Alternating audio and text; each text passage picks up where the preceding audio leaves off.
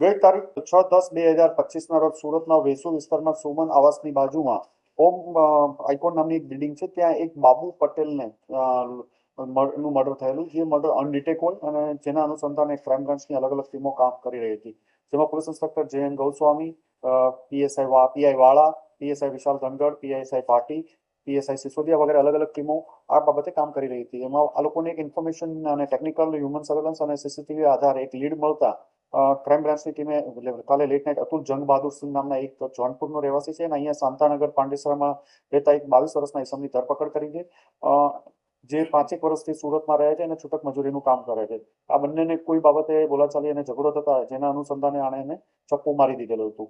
અતુલ જંગ બહાદુર શાંતાનગરમાં રહે છે અને ચપ્પુ એ પોતાની પાસે જ રાખતો હતો અને ઘણા સમય પહેલા સુરતના જે બજારમાંથી વેચાતું લીધેલું ચપ્પુ કહે છે અને આગળની તપાસ આ કેસમાં ચાલી રહી છે.